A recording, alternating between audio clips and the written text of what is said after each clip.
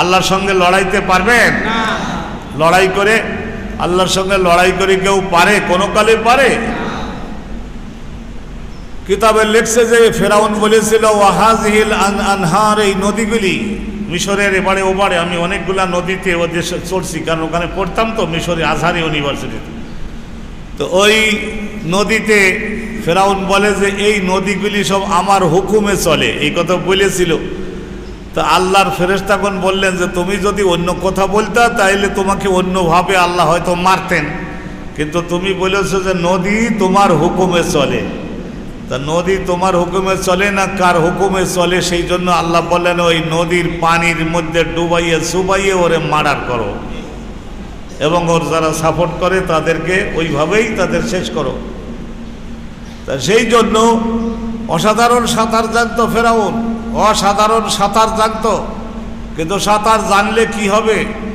যখন আল্লাহ বললেন যে দুই সাইডের থেকে পানি আল্লাহ বনি ইসরাইলের লোকদের জন্য বানাইছিলেন শক্ত, যাতে তারা চলে যেতে পারে, আল্লাহ বললেন যে এখন আবার আক্রমণকারী পানিতে পরিণত হও। তাও হয়ে গেল। হওয়ার পরে এমন এমন বড় ঢেউ হতে লাগলো, যেদিকেই যায় সেই দিকে 4-5 হাত বড় ঢেউ, একেবারে পাহাড়ের মতো এসে আষাঢ় দিয়ে দেয় ওর উপরে, যেতে পারে না, নিচে চলে যায়, আবার একটু ওঠে, এইভাবে হতে লাগলো। আবার মনে করলো ওইদিকে ভালো, ওইদিকে ঢেউ নাই, ওইদিকেই যাই, সেই দিকে আবার ঢেউ কিভাবে হয়ে যায়? সাগরের পানি কার হুকুমে চলে? আল্লাহ। এই যে জমিনের উপরে আমরা আছি, এই জমির পৃথিবীর বিভিন্ন দেশে আধুনিক যন্ত্রপাতি তৈরি হয়েছে। আপনারা জানেন ভূমিকম্প যখন হয়তো রেকর্ড করে তো কিছু কিছু দেখায়, নেপালে হলো সেটা দেখলাম, অনুরূপভাবে তুরস্কে হলো সেটা দেখলাম, অন্যান্য দেশে হয় সেগুলি দেখলাম, চীনে হলো সেটা দেখলাম, আফগানিস্তানে হলো সেটাও দেখলাম। তো আল্লাহ পাক রব্বুল আলামিন এই যে জমিনকে প্রকম্পিত হওয়ার হুকুম দেন, এই জমিনের উপরেও কার হুকুম চলে? আল্লাহ। ইজা জুলজিলাতিল আরদু জিলজালাহা, ইজা জুলজিলাতিল আরদু জিলজালাহা, ওই আরদন শব্দের দিকে যাবে, তাহলে প্রচণ্ডভাবে প্রকম্পিত করে দেওয়া হবে, কাঁপানো হবে, ভূকম্পন সৃষ্টি করা হবে এই পৃথিবীর দেহের মধ্যে। তো তাকে ধ্বংস করে দেওয়ার জন্য, তার উপরে বিদ্যমান সমস্ত অট্টালিকাগুলা শেষ করবার জন্য, পাহাড়গুলিকে শেষ করবার জন্য, পর্বতগুলিকে, পাহাড় পর্বত টিলা যা যা আছে সেইগুলিকে সব শেষ ধ্বংস করে দেওয়ার জন্য যেমন কঠিন ভূকম্পন দেওয়া দরকার, সেই ভূকম্পন দ্বারা যখন প্রকম্পিত করা হবে এই পৃথিবীটাকে, তখন একটা কিতাবে লেখছে যে উন্মাদ পাগলের মতো একটা অশ্ব যখন লাফালাফি করে, উন্মাদ পাগলের মতো একটা ঘোড়া, আপনারা দেখে থাকবেন মাঝে মধ্যে, ঘোড়া এই ধরনের মাথা নষ্ট হয়ে গেলে এরকম করে, মরণের আগে সিংহ করে। তো এই যে ইজা জুলজিলাতিল আরদু জিলজালাহা, পৃথিবী ওই ধরনের করবে, সেটাও করবে কার হুকুমে? আল্লাহর হুকুমে। আল্লাহ অনন্ত ক্ষমতার অধিকারী। আর এই পৃথিবী একটা ছোট্ট সৃষ্টি, আল্লাহর কুদরতের দ্বারা তৈরি হয়েছে, ছোট একটা সৃষ্টি এই পৃথিবী। এর তুলনায় বিশুদ্ধ গ্রহ আর একটা গ্রহ আছে, সেই গ্রহটা হলো আমাদের পৃথিবীর তুলনায় 1000 গুণ বড়। এটা বিজ্ঞানীদের আলোচনা, তাই ওখান থেকেই বলি। আমি কি আর ওগুলো মাপ দিয়ে দেখিয়ে আসছি নাকি? না, আমাদের সেই বাজেট বরাদ্দ আছে, ওগুলোর বাবদে আলাদা লাইনের পড়াশোনা আছে। সূর্যটা হলো 13 লক্ষ পৃথিবীর সমান বড়। আমেরিকায় একবার গেলাম, নাসার বিজ্ঞানী, বাংলাদেশি ইঞ্জিনিয়ার, অনেক সুন্নাতের উপরে আমল করে, অহংকার নাই। একজন বিজ্ঞানী নারায়ণগঞ্জে বাড়ি, বাই বর্ন, ইজ এ বাঙালি। তো বললো আমার যে হুজুর চাকরি এই দেশে করি। আমি জিজ্ঞাসা করলাম, আমি তো বেতন জিজ্ঞাসা করি প্রায়েরই, ওর দ্বারা বোঝা যায় যে কার স্ট্যাটাস কি পরিমাণের। তা বললো যে হুজুর বাংলাদেশি টাকায়, বললো বোধহয় 1,30,00,000 না কত বললো। কোনো অহংকার নাই, এত বড় পদে চাকরি করে, এমন বড় লেখাপড়া, একটা শিশু ছেলের মতো বড় একটা বিজ্ঞানী, ইংল্যান্ডের, বাঙালি, নোয়াখালী। আমাদের স্পিকার, মাননীয় স্পিকারের বাড়ির থানার এলাকার লোক, জাস্টিস অফ পিস হাবিবুল্লাহ। তাইলে চিন্তা করে দেখুন, কোনো অহংকার নাই। আমাকে বলছে যে হুজুর কোরআন হাদিসের কিচ্ছু জানি না হুজুর, সেই জন্য আমার মতো নাদান মূর্খ আপনি এই খাটের উপরে শুয়ে থাকেন, আর আমি আপনার এই পায়ের কাছে নিচে একটা গদি ফেলে এখানে আমি থাকি। আমি স্তম্ভিত হইলাম যে কি ধরনের মানুষ। তো বলছে যে আমি কোরআন হাদিসের কিছুই জানি না হুজুর, জাগতিক বিদ্যা। তার একটা মেয়ে আবার ইংল্যান্ড গভর্নমেন্টের উকিল হয়েছে, বোধহয় 22-23 লক্ষ পাউন্ড হলো বছরের বেতন পাচ্ছে। এক ছেলেকে কোরআনে হাফেজ বানাইছে, আর এক ছেলেকে বলছে হাফেজ যারে বানাইছে ওটারেও আবার বিজ্ঞানী বানাবে বা ব্যারিস্টার বানাবে। কোনো অহংকার নাই। আমাদের দেশেই শুধু দেখলাম সামান্য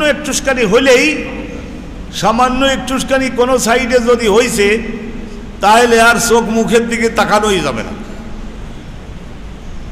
আমার একজন বিশিষ্ট মন্ত্রী, তো এরা মুসাফা করতেছে, বহু বিখ্যাত, তো অনেক সুনাম খ্যাত মন্ত্রী তো দেশের, হাত এদিক দেশে আর অন্যদিকে তাকাইয়ে কথা বলতেছে। আমি তখন বললাম, মনে মনে বললাম, মুখেও কিছুটা বলে পেল, দেখ বেটার মুসাফা করবার সময় যার সঙ্গে মুসাফা করবেন, রিক্সা ড্রাইভার হলেও তার মুখের দিকে তাকাতে হবে, হালকা মুচকি একটু হাসতে হবে, যাতে সে সম্মান বোধ করে। চেষ্টা করবেন তো সবাই, নাকি এখন অভাবে আছেন সেই জন্য ইনশাল্লাহটা জোরে হলো, আবার পরে যখন দেখা যাবে যে অবস্থা মার্শাল্লাহ একটু উন্নতি হয়ে গেছে, টাকা কড়ি অনেক, তা তখন আবার আলহামদুলিল্লাহ, তখন ইনশাল্লাহ চলে গেছে কোথায়, এখন ইনশাল্লাহ জাগানেছে। আল্লাহ রাব্বুল আলামিন রহমত দান করুন আমাদের বাংলাদেশ। গত রহমত বৃষ্টি শুরু হয়েছে, আল্লাহ যেন রহমতের আরো রহমতের বৃষ্টি দান করেন। রাসূলুল্লাহ এমন একজন মহান সম্মানিত আল্লাহর আদরের ব্যক্তি ছিলেন। সাহাবাগণ বললেন যে ইয়া রাসূলুল্লাহ, ইয়া হাবিবাল্লাহ, আমাদের এই সমস্ত গরু ছাগল ভেড়া উট দুম্বা মহিষ এই সমস্ত পশুরা এই ঘাস বিহনে পাতা বিহনে সব মরে গেল হুজুর, এই প্রায় 2 মাস 3 মাস বৃষ্টি হয় না, তা আপনি দয়া করে আল্লাহ তাআলার কাছে একটু বলে দেন, আপনি রাসূল, আপনি বললে হবে, আপনি বলে দেন। খুতবার মধ্যে রাসূলুল্লাহ বললেন যে আল্লাহ রহমতের বৃষ্টি দেন, আপনার বান্দারা কষ্টে আছে, গরু মহিষ, আর বিশেষ করে ছোট ছোট বাচ্চা ছেলেদের কথা নবী বলতেন। আল আতফাল, ছোট ছোট বাচ্চারা, তারা খাদ্যের কষ্টে এবং বাতাসের মধ্যে উষ্ণতা এবং তাপদাহ এইগুলি বেশি হয়ে গেছে। তা সাহাবাগণ বলছেন যে খুতবা শেষ হলো, নামাজ 2 রাকাত হলো, আমরা সকলে দেখলাম যে বাড়ি যদি যেতেই হয় তাহলে তাড়াতাড়ি যেতে হবে, দ্রুত গতিতে বাইরেও দৌড় দিতে লাগলাম। যে আকাশের যে অবস্থা, কালো যে মেঘ শুরু যা হয়েছে, বৃষ্টি শুরু হলে, ওই সমস্ত দেশে বৃষ্টি শুরু হলে 7 দিন কমপক্ষে চলে, অন্যথায় ওই পাহাড় এবং বালুর দেহ যা গরম হয়েছে ওইটাকে ঠান্ডা করতে গেলে ঠুনঠান বৃষ্টিতে কাজ হয় না, 1 সপ্তাহ চলবে। তা অতএব তাড়াতাড়ি বাড়িতে পৌঁছে যাওয়ার জন্য দৌড় দিলাম, বাড়ির ভিটার মধ্যে যেতে পারলাম না, ইতিমধ্যেই সকলে ভিজে, ঠান্ডা বৃষ্টি অসাধারণ। আমি বহুবার কাবা ঘরের বৃষ্টিতেও ভিজেছি, আরাফাত মিনা মুজদালিফার বৃষ্টিতেও ভিজেছি, মদিনার বৃষ্টিতেও ভিজেছি। মারাত্মক বৃষ্টি হয় এবং ঠান্ডা বৃষ্টি হয়। তো আপনারা দেখলেন এই যে কদিন আগে দুবাইতে উড়োজাহাজগুলো পানিতে কেমন সুন্দর বড় বড় নৌকার মতো চলতে লাগলো, দেখেন নাই? সাঁতার কাটতেছে, উড়োজাহাজ সাঁতার কাটতেছে পাতি হাঁসের মতো। তাহলে আল্লাহর ক্ষমতা আছে কিরকম? এই কিছুদিন আগে আরব আমিরাতে ওই কৃত্রিম বৃষ্টি, আকাশে মেঘ জমছে, কিন্তু সাদা মেঘ, ওখানে এখনো বৃষ্টি হওয়ার মতো হয় নাই, যেমন সবুজ আম পাকে নাই। তা আমরা যেরকম জাগ দিয়ে পাকাই না, তাপের মধ্যে ফেলে লাল বানাই। সেদিন আমার জন্য আমার এক আত্মীয় আম আনছে, আনবার পরে ভেতরে দেখি যে পিত্তি মানে এখনো বেশি হয় নাই, কিন্তু উপরে লাল বানাইয়ে ফেলেছে। গালে দিয়ে দেখি এমন জম্মের টক। তা যে আনছে তাকে তো আর বকা দেওয়া যায় না, কারণ সাইজে বড় আর দেখতেও এরকম লাল। সে মনে করে যে হুজুরের জন্য নিয়ে যাই। এইগুলি সাধারণত আমল সংশোধন হলে এগুলি করা লাগে না।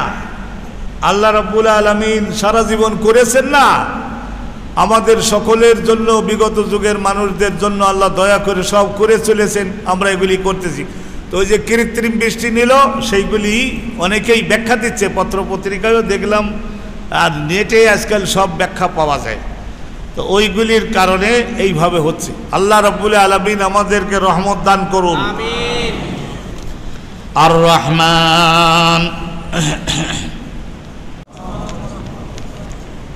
আলহামদুলিল্লাহ আলহামদুলিল্লাহ নাহমাদুহু ওয়া নাস্তাঈনুহু ওয়া নাস্তাগফিরুহু ওয়া নু'মিনু বিহি ওয়া নাতাওয়াক্কালু আলাইহি ওয়া নাউযু বিল্লাহি মিনাশ শুরুরি আনফুসিনা ওয়া মিন সাইয়্যাতি আ'মালিনা মান ইয়াহদিহিল্লাহু ফালা মুদিল্লা লাহু ومن يضلله فلا هادي له ونشهد أن لا إله إلا الله وحده لا شريك له ونشهد أن سيدنا ونبينا ومولانا محمدا عبده ورسوله الذي أرسله بالحق بشيرا ونذيرا وداعيا إلى الله بإذنه وسراجا منيرا أما بعد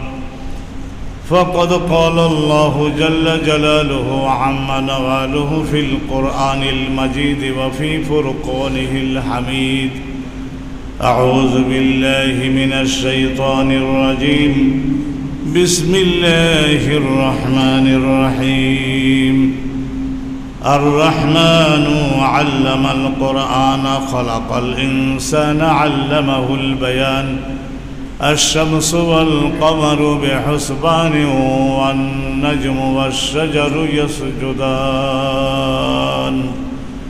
صدق الله العظيم وصدق رسوله النبي الكريم ونحن على ذلك من الشاهدين والشاكرين والحمد لله رب العالمين। एक आसे बस এই আমাদের এই মসজিদের সিনিয়র মুয়াজ্জিন ছিলেন মাওলানা রুহুল আমিন, উনি তো কদিন আগে ইন্তেকাল হলেন। আল্লাহ ওনাকে জান্নাতুল ফেরদাউস নসিব করুন। ওনারই ছেলে যোগ্য ছেলে, অভ্যাস করাতে তো হয়, অভ্যাস না করলে মানুষ তরুণ বয়সের তাদের অভ্যাস করাতে হয় সুন্দর। আমি বাইরে থেকেও শুনেছি স্পষ্ট বক্তব্য। আল্লাহ রাব্বুল আলামিন তাদের প্রতি যেন খাস রহমত করেন, আপনাদের নেক দোয়া যেন তারা পায়। এই বেসরকারি ইসলামিক কেন্দ্রগুলাতে যারা আমরা খেদমত করি, জড়িত থাকি, অবসর পাওয়ার পরে তাদের তো আর কোনো জাগতিক কোনো খেদমত দেওয়া সম্ভব হয় না, এমনি এই প্রতিষ্ঠানের অভাব অনটন। আল্লাহই যেন তাদেরকে রহমত দান করেন, আমিন বলুন। আমি সূরা আর রহমান থেকে শুরু থেকে আয়াত তেলাওয়াত করেছি। আর রহমান অনন্ত দয়াকারী, অনন্ত দয়াকারী একমাত্র কে? আল্লাহ। অনন্ত দয়াকারী, অন্তহীন, অন্ত মানে শেষ, ওয়া মানে নাই, অনন্ত মানে যার দয়া এবং রহমতের কোনো শেষ নাই, এমন দয়াকারী কে? আল্লাহ। এই যে বাতাসের দ্বারা নিঃশ্বাস নিচ্ছি, বাতাস, এই বাতাস অক্সিজেন না হলেই তো মরে পড়ে থাকবো সবাই। মাটির উপরে হাঁটছি, মাটির দ্বারা রাস্তা ঘর বাড়ি বানাচ্ছি, ফসল উৎপাদন করছি, এই মাটি না হলে আমাদের কোনো উপায় ছিল না। আল্লাহ রাব্বুল আলামিন এক স্থানে বলেছেন যে আমি জমিনটাকে তোমাদের জন্য গদিদার আরামদায়ক বিছানার মতো করে বানিয়ে দিয়েছি। যদি লোহার মতো শক্ত বানাতাম তাহলে এখানে তোমরা কোনো কিছুই নিজেদের প্রভাব প্রতিপত্তি কায়েম করতে পারতে না, খুব কষ্ট হতো, কলিজার ঘাম রক্ত ছুটে যেত। এবং যদি তেলের মতো পানির মতো যদি বানাতাম তাহলে তোমরা এখানে কোনো প্রতিষ্ঠান গড়ে তুলতে পারতে না। নৌকার উপরে যেমন বাদিয়ে থাকে না পল্লীগ্রামে, ওই যে নদীতে ভেসে চলে না নৌকার উপর দিয়ে, ঘর বাড়ি পেশাব মলত্যাগ সব ওই নৌকায় বসে ওই রকম করতে হতো, তো ওতে কি সভ্যতা কায়েম করবা? তো আল্লাহ রাব্বুল আলামিন এই জমিনকে বানিয়েছেন, আর এই বাতাস দিয়েছেন 13 লক্ষ পৃথিবীর সমান বড় সূর্যটা। এই সূর্যটাকে সৃষ্টি করে তার মধ্যে আগুন তাপ উৎপাদন করে সেই তাপ আবার এই জমিনের মধ্যে আনছেন, মাটির মধ্যে, বাতাসের মধ্যে, পানির মধ্যে।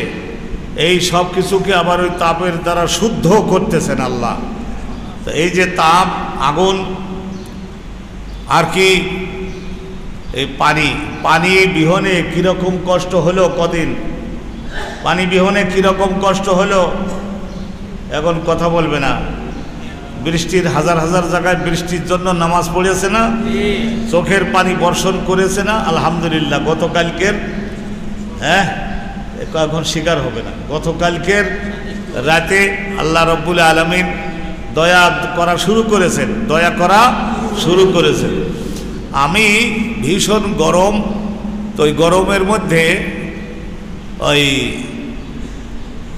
100 বার দরুদ শরীফ পড়াটা বাদ ছিল, তো দরুদ শরীফ ওইটা পড়তেছি, হাতে তসবিহ, জানালার কাছে হাতখানা। তা কিছুক্ষণ পরে দেখি যে বৃষ্টি শুরু হয়েছে। আমি আমার স্ত্রীকে বললাম যে দেখো, কদিন আগে ওই লালবাগের ইসলামবাগ আর লালবাগ আজাদ মাঠে ইস্তেসকার নামাজ পড়ালাম, তো ওই জায়গায় আল্লাহ বৃষ্টি দিলেন না। সেই জন্য আল্লাহর ফেরেশতাগণ মনে রাখছে যে মৌলানারা সব কান্দাকাটি করলেও বৃষ্টি দেয় না, একটু অপমানিত হয়ে থাকতে পারে। তা গতকালে রহমতের বৃষ্টি হাতের মধ্যে দিয়ে আমার ঘুম জাগাইয়ে দিয়েছে। দেখলাম যে রহমতের বৃষ্টি পড়ছে, তো ওই কথাটাই আমার মনে পড়লো। আর আমার তো দিলের মধ্যে যা উদিত হয় জনগণের কাছে বলে ফেলি। আল্লাহ রাব্বুল আলামিন রহমত করেন। আজকের একটু ভালো করে ইবাদত করবেন, অহংকার পরিত্যাগ করতে হবে। শাসক মণ্ডলী এবং দেশের সাধারণ জনগণ বেশিরভাগ আমাদের মধ্যে অহংকার ঢুকে পড়েছে। অহংকার পরিত্যাগ করে আল্লাহর কাছে নতি স্বীকার, রুকুতে যেতে হবে, সেজদায় যেতে হবে। দেখবেন আলহামদুলিল্লাহ এই দেশ অলিয়া উলিয়াগণের হাতে তৈরি দেশ। হজরতে শাহজালাল, শাহপরান, খান জাহান আলী, শাহ আলী বাগদাদি, হাজারো লাখো অলিয়া উলিয়াগণ এই দেশটার জন্য চোখের পানিতে ভিজাইয়ে দিয়ে গেছেন। আপনারা একটু ভালোভাবে আল্লাহর ইবাদতের দিকে ঝুঁকিয়ে আসুন, দেখবেন যে আল্লাহর রহমত খেয়ে কোলাতে পারবেন না। আল্লাহর সঙ্গে লড়াইতে পারবেন না। লড়াই করে আল্লাহর সঙ্গে লড়াই করে কেউ পারে? কোনো কালে পারে? কিতাবে লেখছে যে ফেরাউন বলেছিল ওয়াহাজিহিল আনহার, এই নদীগুলি মিশরের এবারে ওবারে। আমি অনেকগুলা নদীতে ওদের চলছি, কারণ ওখানে পড়তাম তো মিশরে আজহার ইউনিভার্সিটিতে। তো ওই নদীতে ফেরাউন বলে যে এই নদীগুলি সব আমার হুকুমে চলে, এই কথা বলেছিল। তো আল্লাহর ফেরেশতাগণ বললেন যে তুমি যদি অন্য কথা বলতা তাইলে তোমাকে অন্যভাবে আল্লাহ হয়তো মারতেন, কিন্তু তুমি বলেছো যে নদী তোমার হুকুমে চলে। তা নদী তোমার হুকুমে চলে না, কার হুকুমে চলে? সেই জন্য আল্লাহ বললেন ওই নদীর পানির মধ্যে ডুবাইয়ে চুবাইয়ে ওরে মার্ডার করো, এবং ওর যারা সাপোর্ট করে তাদেরকে ওইভাবেই তাদের শেষ করো। তা সেই জন্য অসাধারণ সাঁতার জানতো ফেরাউন, অসাধারণ সাঁতার জানতো। কিন্তু সাঁতার জানলে কি হবে? যখন আল্লাহ বললেন যে দুই সাইডের থেকে পানি আল্লাহ বনি ইসরাইলের লোকদের জন্য বানাইছিলেন শক্ত, যাতে তারা চলে যেতে পারে। আল্লাহ বললেন যে এখন আবার আক্রমণকারী পানিতে পরিণত হও। তাও হয়ে গেল। হওয়ার পরে এমন এমন বড় ঢেউ হতে লাগলো, যেদিকেই যায় সেই দিকে 4-5 হাত বড় ঢেউ, একেবারে পাহাড়ের মতো এসে আষাঢ় দিয়ে দেয়, ওর উপরে যেতে পারে না, নিচে চলে যায়, আবার একটু ওঠে, এইভাবে হতে লাগলো। আবার মনে করলো ওইদিকে ভালো, ওইদিকে ঢেউ নাই, ওই দিকেই যাই। সেই দিকে আবার ঢেউ কিভাবে হয়ে যায়? সাগরের পানি কার হুকুমে চলে? এই যে জমিনের উপরে আমরা আছি, এই জমির পৃথিবীর বিভিন্ন দেশে আধুনিক যন্ত্রপাতি তৈরি হয়েছে। আপনারা জানেন ভূমিকম্প যখন হয়তো রেকর্ড করে তো কিছু কিছু দেখায়, নেপালে হলো সেটা দেখলাম, অনুরূপভাবে তুরস্কে হলো সেটা দেখলাম, অন্যান্য দেশে হয় সেগুলি দেখলাম, চীনে হলো সেটা দেখলাম, আফগানিস্তানে হলো সেটাও দেখলাম। তো আল্লাহ পাক রব্বুল আলামিন এই যে জমিনকে প্রকম্পিত হওয়ার হুকুম দেন, এই জমিনের উপরেও কার হুকুম চলে? আল্লাহ। ইজা জুলজিলাতিল আরদু জিলজালাহা, ইজা জুলজিলাতিল আরদু জিলজালাহা, ওই আরদম শব্দের দিকে যাবে। তাহলে প্রচণ্ডভাবে প্রকম্পিত করে দেওয়া হবে, কাঁপানো হবে, ভূকম্পন সৃষ্টি করা হবে এই পৃথিবীর দেহের মধ্যে। তো তাকে ধ্বংস করে দেওয়ার জন্য, তার উপরে বিদ্যমান সমস্ত অট্টালিকাগুলা শেষ করবার জন্য, পাহাড়গুলিকে শেষ করবার জন্য, পর্বতগুলিকে, পাহাড় পর্বত টিলা যা যা আছে সেইগুলিকে সব শেষ ধ্বংস করে দেওয়ার জন্য যেমন কঠিন ভূকম্পন দেওয়া দরকার, সেই ভূকম্পন দ্বারা যখন প্রকম্পিত করা হবে এই পৃথিবীটাকে, তখন একটা কিতাবে লেখছে যে উন্মাদ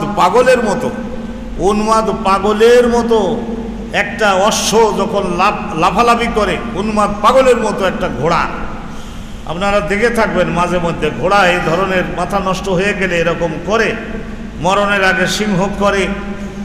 তো এই যে ইজা জুলজিলাতিল আরদু জিলজালাহা, পৃথিবী ওই ধরনের করবে, সেটাও করবে কার হুকুমে?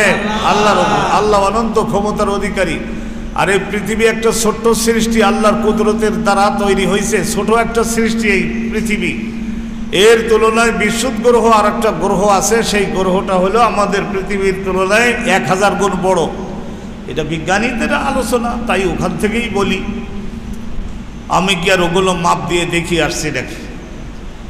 না, আমাদের সেই বাজেট বরাদ্দ আছে, ওগুলোর বাবদে আলাদা লাইনের পড়াশোনা আছে। সূর্যটা হলো 13 লক্ষ পৃথিবীর সমান বড়। আমেরিকায় একবার গেলাম, নাসার বিজ্ঞানী, বাংলাদেশি ইঞ্জিনিয়ার, অনেক সুন্নাতের উপরে আমল করে, অহংকার নাই। একজন বিজ্ঞানী নারায়ণগঞ্জে বাড়ি, বাই বর্ন, এই যে বাঙালি। তো বললো আমার যে হুজুর চাকরি এই দেশে করি। আমি জিজ্ঞাসা করলাম, আমি তো বেতন জিজ্ঞাসা করি প্রায়েরই, ওর দ্বারা বোঝা যায় যে কার স্ট্যাটাস কি পরিমাণের। তা বললো যে হুজুর বাংলাদেশি টাকায়, বললো বোধহয় 1,30,00,000 না কত বললো। কোনো অহংকার নাই, এত বড় পদে চাকরি করে, এমন বড় লেখাপড়া, একটা শিশু ছেলের মতো বড় একটা বিজ্ঞানী, ইংল্যান্ডের বাঙালি, নোয়াখালী আমাদের স্পিকার, মাননীয় স্পিকারের বাড়ির থানার এলাকার লোক, জাস্টিস অফ পিস হাবিবুল্লাহ। তাহলে চিন্তা করে দেখুন, কোনো অহংকার নাই। আমাকে বলছে যে হুজুর কোরআন হাদিসের কিচ্ছু জানি না হুজুর, সেই জন্য আমার মতো নাদান মূর্খ আপনি এই খাটের উপরে শুয়ে থাকেন, আর আমি আপনার এই পায়ের কাছে নিচে একটা গদি ফেলে এখানে আমি থাকি। আমি স্তম্ভিত হইলাম যে কি ধরনের মানুষ। তো বলছে যে আমি কোরআন হাদিসের কিছুই জানি না হুজুর, জাগতিক বিদ্যা। তার একটা মেয়ে আবার ইংল্যান্ড গভর্নমেন্টের উকিল হয়েছে, বোধহয় 22-23 লক্ষ পাউন্ড হলো বছরের বেতন পাচ্ছে। এক ছেলেকে কোরআনে হাফেজ বানাইছে, আর এক ছেলেকে বলছে হাফেজ যারে বানাইছে ওটারেও আবার বিজ্ঞানী বানাবে বা ব্যারিস্টার বানাবে। কোনো অহংকার নাই। আমাদের দেশেই শুধু দেখলাম সামান্য একটুখানি কোনো সাইডে যদি হয়েছে, তাহলে আর চোখ মুখের দিকে তাকানোই যাবে না। আমার একজন বিশিষ্ট মন্ত্রী, তো এরা মুসাফা করতেছে, বহু বিখ্যাত, তো অনেক সুনাম খ্যাত মন্ত্রী, তো দেশের হাত এদিক দেশে আর অন্যদিকে তাকাইয়ে কথা বলতেছে। আমি তখন বললাম, মনে মনে বললাম, মুখেও কিছুটা বলে পেল, দেখ বেটার মুসাফা করবার সময় যার সঙ্গে মুসাফা করবেন, রিক্সা ড্রাইভার হলেও তার মুখের দিকে তাকাতে হবে, হালকা মুচকি একটু হাসতে হবে, যাতে সে সম্মান বোধ করে। চেষ্টা করবেন তো সবাই? নাকি এখন অভাবে আছেন সেই জন্য ইনশাল্লাহটা জোরে হলো, আবার পরে যখন দেখা যাবে যে অবস্থা মার্শাল্লাহ একটু উন্নতি হয়ে গেছে, টাকা কড়ি অনেক, তা তখন আবার আলহামদুলিল্লাহ, তখন ইনশাল্লাহ চলে গেছে কোথায়, এখন ইনশাল্লাহ জাগানেছে। আল্লাহ রাব্বুল আলামিন রহমত দান করুন আমাদের বাংলাদেশ। গত রহমত বৃষ্টি শুরু হয়েছে, আল্লাহ যেন রহমতের আরো রহমতের বৃষ্টি দান করেন। রাসূলুল্লাহ এমন একজন মহাসম্মানিত আল্লাহর আদরের ব্যক্তি ছিলেন। সাহাবাগণ বললেন যে ইয়া রাসূলুল্লাহ, ইয়া হাবিবাল্লাহ, আমাদের এই সমস্ত গরু ছাগল ভেড়া উট দুম্বা মহিষ এই সমস্ত পশুরা এই ঘাস বিহনে পাতা বিহনে সব মরে গেল হুজুর। এই প্রায় 2 মাস 3 মাস বৃষ্টি হয় না, তা আপনি দয়া করে আল্লাহ তাআলার কাছে একটু বলে দেন, আপনি রাসূল, আপনি বললে হবে, আপনি বলে দেন। খুতবার মধ্যে রাসূলুল্লাহ বললেন যে আল্লাহ রহমতের বৃষ্টি দেন, আপনার বান্দারা কষ্টে আছে, গরু মহিষ আর বিশেষ করে ছোট ছোট বাচ্চা ছেলেদের কথা নবী বলতেন। আল আতফাল, ছোট ছোট বাচ্চারা, তারা খাদ্যের কষ্টে এবং বাতাসের মধ্যে উষ্ণতা এবং তাপদাহ এইগুলি বেশি হয়ে গেছে। তা সাহাবাগণ বলছেন যে খুতবা শেষ হলো, নামাজ 2 রাকাত হলো, আমরা সকলে দেখলাম যে বাড়ি যদি যেতেই হয় তাহলে তাড়াতাড়ি যেতে হবে, তাড়াতাড়ি যেতে হবে, দ্রুত গতিতে বাইরেও দৌড় দিতে লাগলাম। যে আকাশের যে অবস্থা, কালো যে মেঘ শুরু যা হয়েছে, বৃষ্টি শুরু হলে ওই সমস্ত দেশে বৃষ্টি শুরু হলে 7 দিন কমপক্ষে চলে, অন্যথায় ওই পাহাড় এবং বালুর দেহ যা গরম হয়েছে ওইটাকে ঠান্ডা করতে গেলে ঠুনঠান বৃষ্টিতে কাজ হয় না, 1 সপ্তাহ চলবে। তা অতএব তাড়াতাড়ি বাড়িতে পৌঁছে যাওয়ার জন্য দৌড় দিলাম, বাড়ির ভিটার মধ্যে যেতে পারলাম না, ইতিমধ্যেই সকলে ভিজে, ঠান্ডা বৃষ্টি অসাধারণ। আমি বহুবার কাবা ঘরের বৃষ্টিতেও ভিজেছি, আরাফাত মিনা মুজদালিফার বৃষ্টিতেও ভিজেছি, মদিনার বৃষ্টিতেও ভিজেছি। মারাত্মক বৃষ্টি হয় এবং ঠান্ডা বৃষ্টি হয়।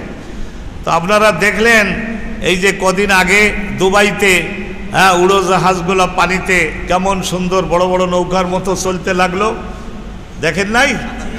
সাঁতার কাটতেছে উড়োজাহাজ, সাঁতার কাটতেছে পাতি হাঁসের মতো। তাহলে আল্লাহর ক্ষমতা আছে কিরকম?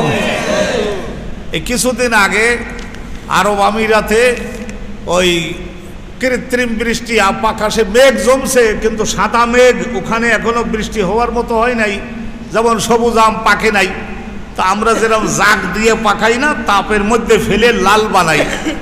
সেদিন আমার জন্য আমার এক আত্মীয় আম আনছে, আনবার পরে ভেতরে দেখি যে পিত্তি মানে এখনো বেশি হয় নাই কিন্তু উপরে লাল বানাইয়ে ফেলেছে, গালে দিয়ে দেখি এমন জম্মে টক। তা যে আনছে তাকে তো আর বকা দেওয়া যায় না, কারণ সাইজে বড় আর দেখতেও এরকম লাল। সে মনে করে যে হুজুরের জন্য নিয়ে যাচ্ছি, নিয়ে যাই। এইগুলি সাধারণত আমল সংশোধন হলে এগুলি করা লাগে না। আল্লাহ রাব্বুল আলামিন সারা জীবন করেছেন না আমাদের সকলের জন্য, বিগত যুগের মানুষদের জন্য আল্লাহ দয়া করে সব করে চলেছেন, আমরা এগুলি করতেছি। তো ওই যে কৃত্রিম বৃষ্টি নিল, সেইগুলি অনেকেই ব্যাখ্যা দিচ্ছে, পত্রপত্রিকায়ও দেখলাম, আর নেটে আজকাল সব ব্যাখ্যা পাওয়া যায়। তো ওইগুলির কারণে এইভাবে হচ্ছে। আল্লাহ রাব্বুল আলামিন আমাদেরকে রহমত দান করুন। আর রহমান